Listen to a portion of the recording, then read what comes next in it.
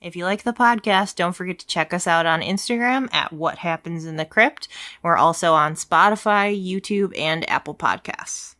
This is the latest disclosure in a report from National Civil Defense Headquarters in Washington. It has been established that persons who have recently died have been returning to life and committing acts of murder. A widespread investigation of reports from funeral homes, morgues, and hospitals has concluded that the unburied dead are coming back to life and seeking human victims.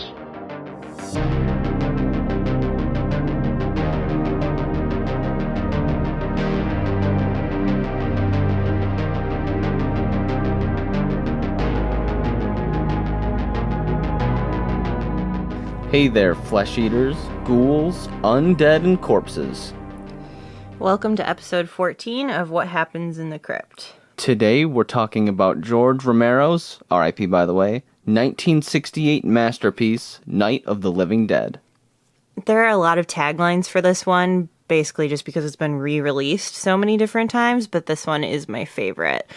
No love story, no hero, no heroine, no message, no questions, no answers, just terror. Just terror. Which gnaws at your very being. This was George A. Romero's first time directing a feature film. Trigger warnings for this movie include gore and violence, and obviously it's like a zombie movie, so there's also cannibalism, people eating people. A little more extreme than your regular everyday violence. And this movie is black and white, so in my opinion, the gore is like quite a bit less unsettling because it's not like actually bloody. You know what I mean? So, yeah, so keep that in mind. However, at the time of its release, audiences found some scenes so disturbing and upsetting that they left the theater. Yeah, because this was from, the 60s, so there was no Tarantino movies, there's no Saw, there's no Kill Bills. Right. There's no people getting, chopped in half, or, it just wasn't a thing yet. This movie follows a group of strangers hunkered down in an old abandoned home trying to survive an onslaught of undead people eaters. Can they survive long enough to be saved, or will they become the ghouls' next meal? Should I change this to people eaters? No, I like that. It's like purple people eaters. It sounds like a very 60s thing to say. These people eaters.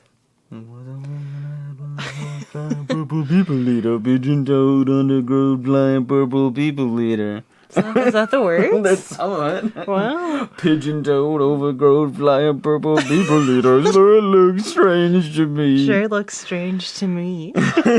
Wow. This movie opens with Barbara and her brother at a cemetery to visit a grave, and they're just kind of messing around, and he's teasing her when they see like a weird dude like in the cemetery, and he has that iconic line. You're still afraid. Stop it now, I mean it. They're coming to get you, Barbara. Stop it. You're ignorant. They're coming for you, Barbara. Yeah, it is. It's really funny, like that line is so iconic. It's just like the way he says it. But like yeah, it's weird. even like I didn't see this movie for the first time until like a couple years ago, and I still knew that scene. And my dad that says part. this out of context all the time. Yeah.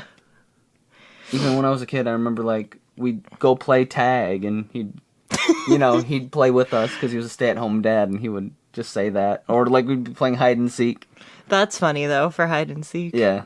The lurking person, being, ghoul eventually comes over to them and with almost no resistance knocks her brother over and knocks him unconscious. After a little bit of a scuffle, she manages to escape this strange man, and she ends up at this seemingly abandoned house.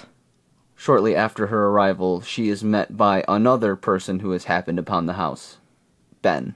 Now that Ben has arrived at the house, Barbara pretty much falls into that, like, maybe original trope of damsel in distress in a zombie movie where she's just completely inconsolable and is just waiting around for him to protect her. She's pretty useless. She's totally useless. Anything. He does all the fighting, like he even goes outside and fights them with a crowbar, and she's just sitting on the couch.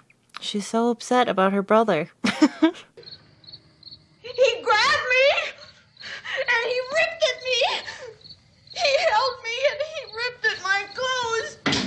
just calm down. Oh, I screamed, Johnny! Johnny, help me! Oh, help me! Ben is trying to barricade the house so that these things can't make their way inside. And Barbara has just I guess you would call it like a mental breakdown. And she's talking about how her brother is out there and she has to, just now has to go back and try to find him and try to get him, even though it's been a little while. Mm-hmm. And yeah, she's trying to rip the boards down, and then Ben's kind of like holding on to her saying, you can't do, like basically just shaking her like, you can't do this, we'll die if you go out there. And that's when she first slaps him across the face, even though he's the only reason she's alive, but then he slaps her back. And she faints. And she faints. We have to go out and get Johnny. He's out there. Please, don't you hear me? We've got to go out and get him. Please! We have got to go get Johnny! Please help me! Please! Don't you know what's going on out there? This is no Sunday school picnic. Don't you understand? My brother is alone! Oh. Oh. However, I think, like, for a movie of this time, the way that she is reacting is really regular for, like, any trauma in a movie, is that the woman would be so upset and so freaked out by something bad happening that they were unable to function. Because it's not even until more recent horror movies and dramas that women are way more put together and, like, badass from a film standard. Yeah. So that makes sense, even though it seems so ridiculous, because obviously it came out in the 60s, to compare it to, like, a woman in a horror movie in 2020, but I think it's pretty accurate for then. After the scene with Ben and Barbara, she's resting on the couch, and two men kind of emerge from the basement, and they've been hunkered down there with their wives and the one daughter, and they just finally came up to see what was going on upstairs. The two men are Harry and Tom, Harry being the older of the two. Tom... This is the robot. I was about to just say, Tom, played by Keith Wayne, not a great actor. He never did anything else after this. His IMDb profile is a still from this movie. I feel like he was just randomly around, maybe like helping out with the filming, and they were just like, we need someone to play this character. Yes. What did you call him when we watched this? Like a video game term? I don't know. Oh, an NPC. I referred to him as an NPC, yeah. Because he just kind of like, there's no emotion behind what he says. He's just like, I have to go do this now. Yeah. Oh no. Now this is what's going on. Okay. Yes. I'll go.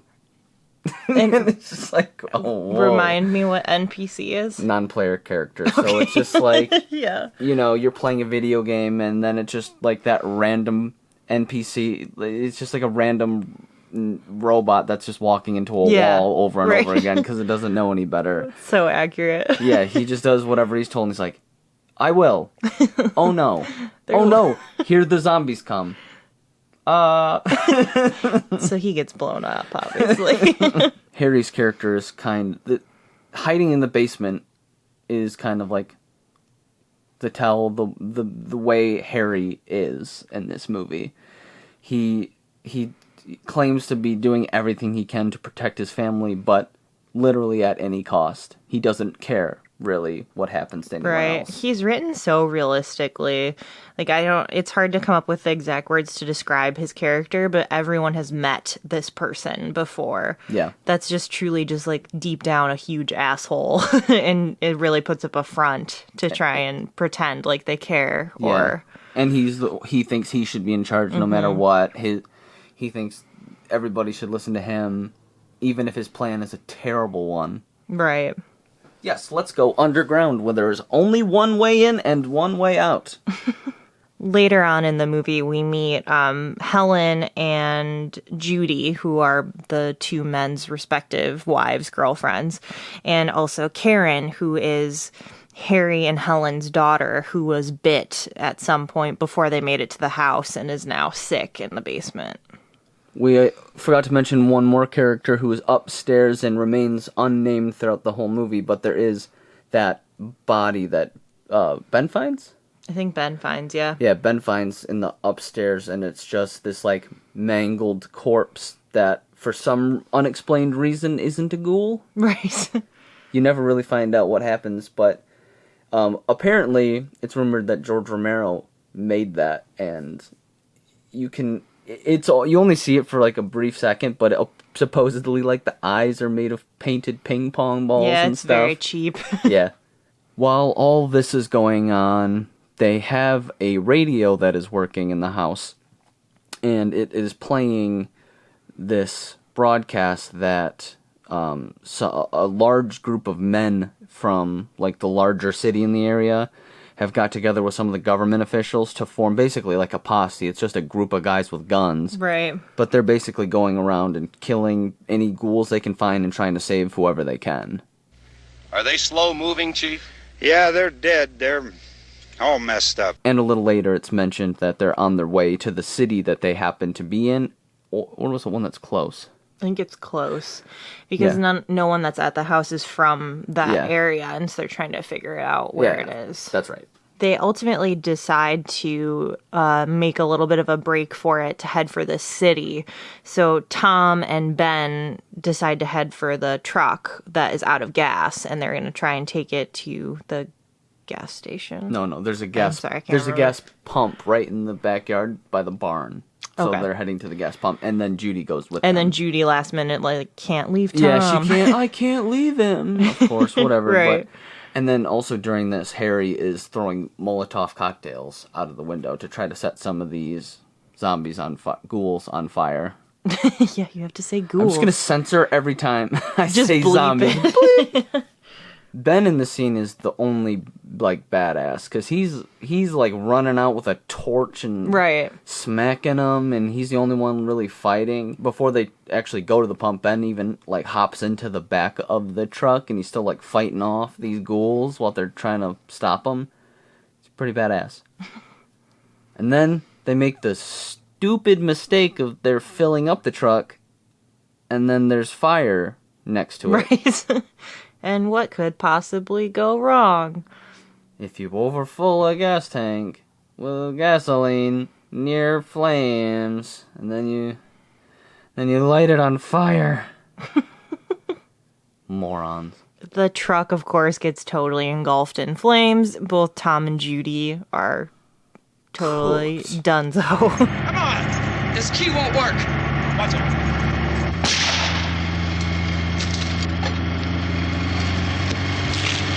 Watch the torch!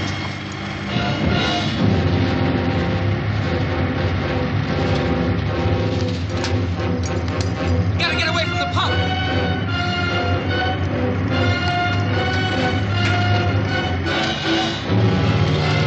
Let's get out of here!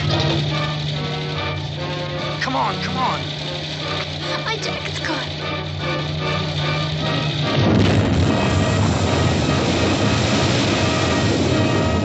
Ben, who was not in the truck yet, he makes his way back to the house, and all the zombies, because all the zombies are distracted by some now sweet barbecue for them. Right. And this is this is the goriest scene in the movie, because they're actually, like, picking apart the bodies. Yeah. Like, one's walking away with, like, an arm. Some Right. are just getting guts. It's pretty... This scene is, like, the gross one. And this is pretty much the first time you realize that they are actually eating people, so... Yeah, it's the first time you actually see it. Because there's the broadcast that's happening where they're mentioning it, but you don't really ever see it until now. And I believe they used actual animal guts for a lot of it. Yeah, they used, like, leftovers from a local butcher shop that they got for free and had them... Yeah, actually biting into that stuff. So, like, guts gosh. and, like, bad cuts of meat and whatever else. I mean, it looked good. Yeah, it looked gross.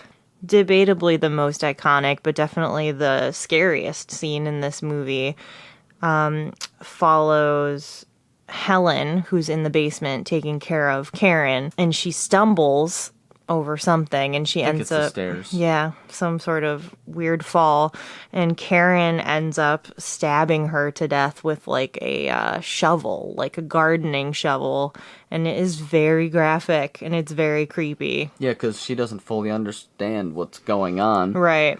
She, like, her daughter's been unconscious for a while, and then all out of nowhere gets up without saying a word, and then just because she also stabs her a lot. Yeah, like It's not just once, yeah, and then double she's done. digits. Yeah, double digits. Oh, baby. Baby.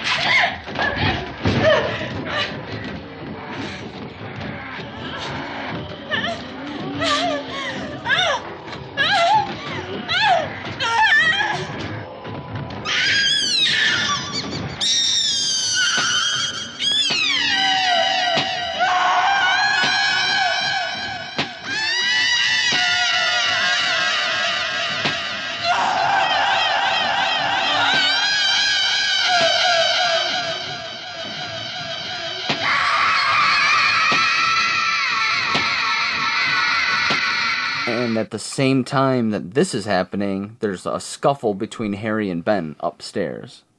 Yeah, and the scene is crazy too because Harry is such a dick. He's like, such a dick. He just thinks that he needs the gun. He should be the one in charge. And as they scuffle over it, Ben ends up shooting him and killing him.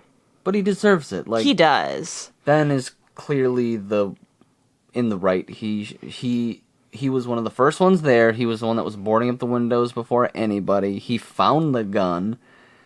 He's the one that's been shooting it the whole time. He's been protecting everybody. And Harry almost throughout the whole movie is just like, no, we should just go in the basement and hide. Right. I'm going to lock you guys out if I have to. He's a little rat. He's a little rat. So Harry, like, stumbles down the basement steps, and in his, like, dying moments, he sees Karen eating his wife because she has become a ghoul as well. What a way to go. Yeah. Oh, wow. And that's where that scene is, where she's, like, lurching forward with, like, her arms outstretched. Yeah. Is when Harry is at the bottom of the steps. In the midst of the chaos of Harry being shot, of Karen becoming a ghoul and murdering her mother, Barbara also gets taken by the zombie horde that's like slowly breaking into the house. And of course, who grabs her but Johnny, who is now a ghoul, and he grabs her and pulls her into the crowd. It's pretty scary. Yeah, how appropriate though. Yeah. Like... In that moment, you don't quite recognize that it's him at first, and then you do, and it's like you realize at the same time Barbara does, and it's just like she is gone. Yeah, I mean, it could have been a child ghoul, and she would have still been gone. Oh yeah, she's not a strong. She wasn't strong fighting woman. back. Everything up until this point, including the Barbara and Johnny scene in the cemetery, that was like the beginning or like the noon of the day. And everything that happened that night, that was all the same day. So now, this is the following morning. This is the start of a new day. And the day starts with the posse is now getting closer and closer to this home. Yeah, they're like slowly plowing through ghouls that are in the fields near this farmhouse. And as they're approaching the house, we see that Ben has locked himself in the basement, and he can hear scuffling outside, but of course he's not sure if it's more ghouls or what's going on, and he decides to come out. Yeah, and like his, locked in the basement, all that, it's like warranted. Like he is now alone, and there were dozens of ghouls. Yeah, they took over the house. They took over the house. There was no way he could have fought them off. Unfortunately, though, he goes to the upper level of the home with the gun and pokes his head out the window. And of course, after such a wild night, he doesn't look very well rested or normal, or is moving like a regular person should, and it leads to like the most jarring ending of a movie. And sad. It's heartbreaking. I'm always so bummed. I always forget. I block it out. But the posse approaches the house. They see Ben through the window, and they go, "Oh, there's another one. Take him out." And he gets shot in the head. Dies instantly after all of that. After that whole night. You guys can follow the wagon down. I only need a few men to check out the house. Somebody had a cookout here, Vince. Yeah, sure looks like it, Out of here and throw it on the fire. Nothing down here. All right, go ahead down and give him a hand. Let's go check out the house, man. There's something there. I heard a noise.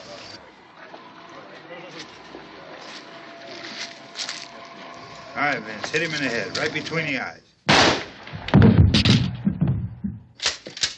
Good shot.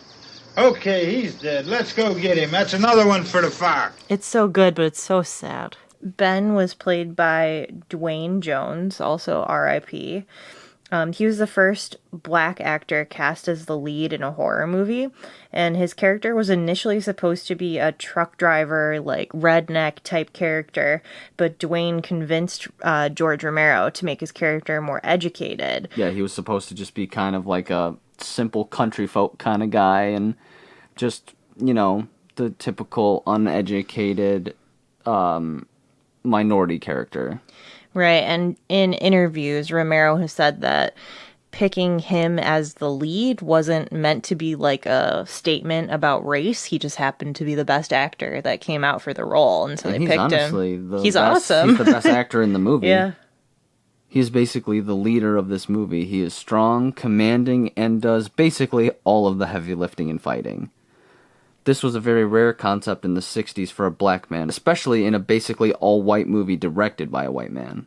Ahead of its time, for sure. It was ahead of its time pretty much just on accident. Yeah. But I guess on accident is not the best way to put it, because at this time there were many directors that wouldn't hire black men. Right. So, I mean, George Romero was ahead of his time without even, by not being a racist piece of garbage, by being a decent human being, but still. We're like, wow, amazing. He just wasn't racist. He just wasn't racist. What a breath of fresh air. Barbara was played by Judith O'Dea. And say what you will about her character in this movie, she's also a great actress, and she does a really good job portraying the, in shock PTSD woman who's lost her family, her brother. I mean, in the movie you're like, what? Come on, do something. You can't just faint at everything, but it's like, you're only mad and upset because she's really selling it. Right. Harry was played by Carl Hardman, and his wife Helen was played by Marilyn Eastman. Karen was played by Kyra Scone. Apologies if I said that wrong. And she didn't act much after this beyond, occasionally reprising her role in a weird cameo appearance to be Karen. But I did find it really funny that in her, bio on various websites, it lists that she used to do a weekly feature for the horror channel called Ghoulish Guidance. And it was a satirical advice column for zombies and other people. Tom was played by Keith Wayne, and then Judy was played by Judith Ridley. As we mentioned before, Tom didn't do too much acting after this, or before this, or ever, I guess. Right. This movie came out way before CGI and even stop motion were super common, so all of the fire explosions... I mean, I should just say all the accurate. explosions. Explosions have fire. It's not an ice explosion. So all the explosions and fires were practical. That they were, especially on such a low budget movie. They didn't have time for the high end, top of the line production stuff. It was just the chair they set on fire. That was a chair that was on fire. Yeah, I saw a behind the scenes thing as well that said that because the fires were practical and they weren't really done super safely, that at one point someone that was a ghoul did get caught on fire and somebody had to stop, drop, and roll them. This is an older movie, obviously being made in 1968, but they did have color film back then. The reason why this is black and white is because it was cheaper to do black and white back then, and the budget was very, very slim on this movie. Right, they started off with a budget of $6,000, but they ended up finding sponsors that grew it to $114,000. Which still is it's a tiny budget. Especially shooting on film, you gotta get tons and tons of rolls, and then you gotta get those rolls developed, and then basically all your budget is going to that, especially on a, there's a lot of actors, a lot of extras. That's what the budget's going to. It's an interesting choice to make it black and white. I actually like that it's black and white. Yeah, me too. It wouldn't have the same effect if it was in color, I think. there was actually a photographer on set taking some behind-the-scenes photos, and it's funny because the behind-the-scenes pictures are actually in color, and it kind of gives you like a whole new look at it, almost. Yeah, it almost makes it way more, like, peppy than it is in black and white. Like, knowing that, like, she was wearing a bright blue dress, and she was actually in red, because you can't tell at all, obviously, in black and white.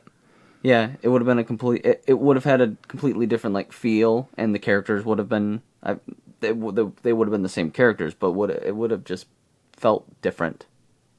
And we're actually going to post some of those photos on our Instagram, so make sure you follow at What Happens in the Crypt on Instagram, and you can see some of those. Since it was in black and white, this allowed them to use different kinds of things as far as makeup goes.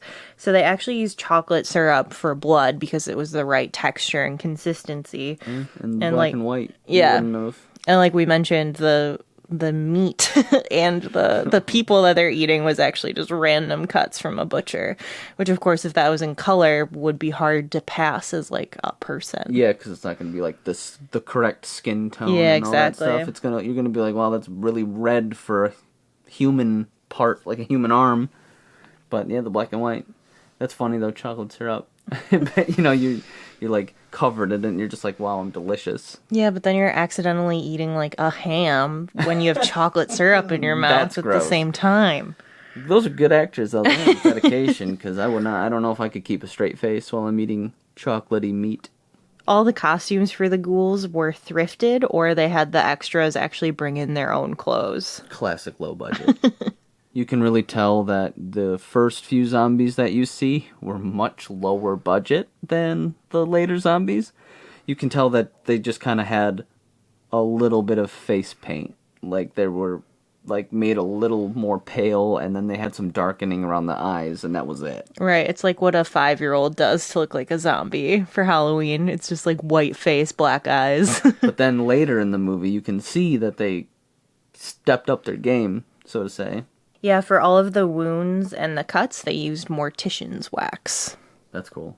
Which is definitely an early special effects makeup tool for sure. And the house where the movie takes place, and they are defending themselves from the undead, was actually a real house set for demolition. So George Romero and the crew had complete free reign to alter it however they wanted. And it was shot right outside of Pittsburgh.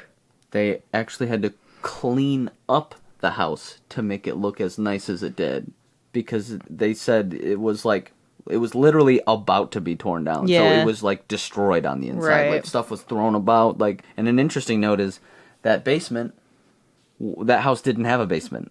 That was just a door. So anytime, like, it doesn't show them going from one room to the basement because it didn't exist. The basement was actually also shot in Pittsburgh. It was just a separate location. But that it's just kind of funny to think about. Yeah. That, they're just pretending to be going downstairs one day, and then the next day they're literally just in a different part of the city. I feel like that's really common with basement scenes in movies, though. I feel like it's never at the same location. No, it happens all the time. Yeah. We talked about it in our An American Werewolf in London episode, where the outside of the slaughtered lamb was not the inside. Mm-hmm. And also in Evil Dead, the basement was like a friend's parents' house and not actually where they shot the movie too. In this movie, they never use the word zombie. They only refer to them as ghouls, which is comical to me for some reason. It's just a strange term to use, but it works really well.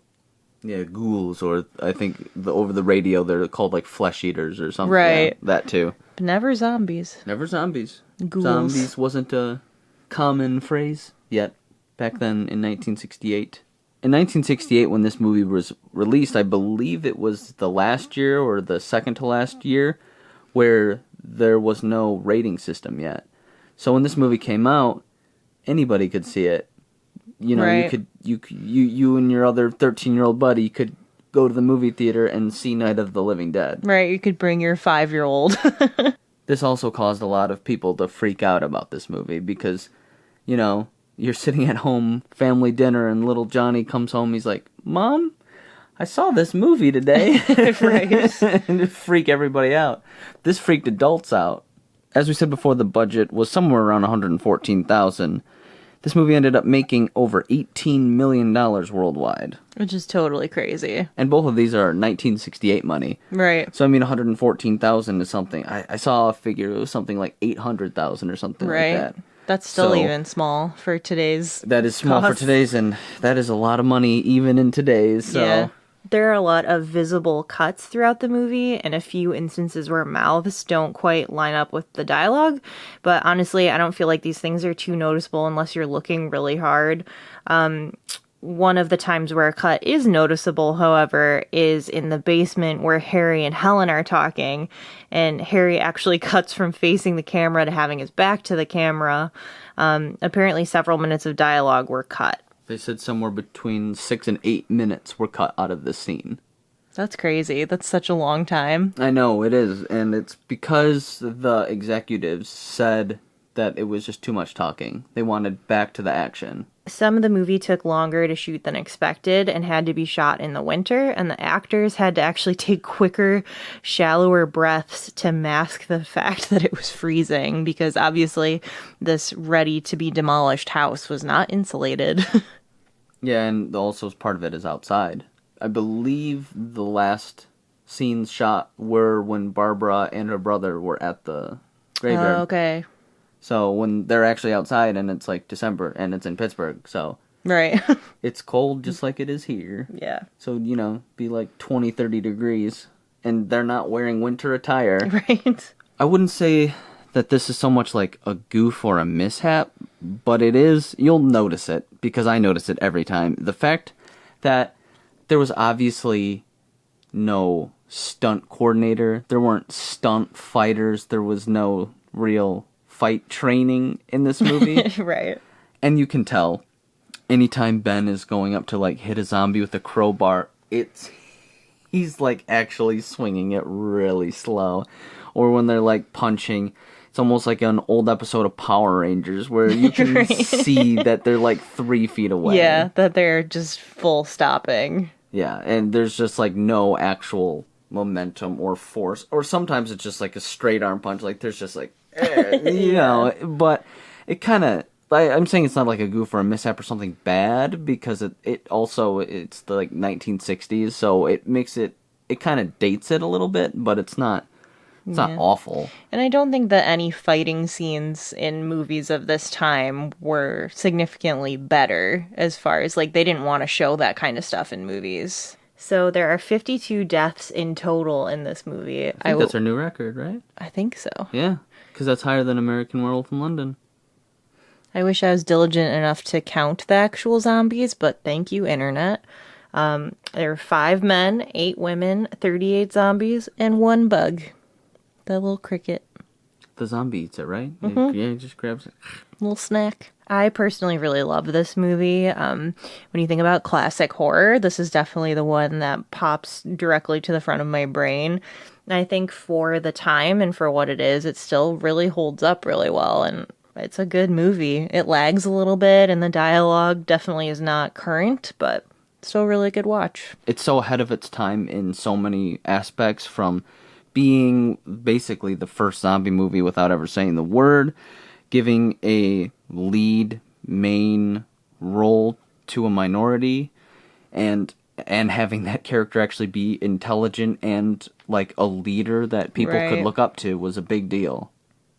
This is why this movie will always be a classic. And we mentioned earlier that there's so many remasters of this movie, but there needs to be. People need to keep seeing it. Right, you need to keep being reminded that it exists. Now, I wouldn't say there is a color remaster. I don't know if you need to go watch that. Yeah. But definitely watch this movie. Even if you're not that into horror movies, this is still a movie that you should watch. So you can watch this on Shudder, and I believe it's still on Tubi, but it's not too hard to find this one if you give it a Google. For our next episode, we're going to take a little bit of a different turn in horror. I think our first Alien movie. Is it? I think so. What? What are you talking about? What other one did we do? Killer Clowns from Outer Space. Dang. That's about clowns. That's not aliens. They're aliens. They just happen to look like clowns. Okay. So we are going to be talking about the 1996 Tim Burton movie, Mars Attacks. Oh, I love this movie. It's been so long since I've watched it. Gave me so many nightmares as a kid. We'll go into that more. Yeah. All right, you got to give me your best. You have to go first. Oh no. You were supposed to practice while I was at work today. I'm just gonna put the sound in. I'm sorry. Never mind. No, I'll put the sound in. This is what it actually sounds like.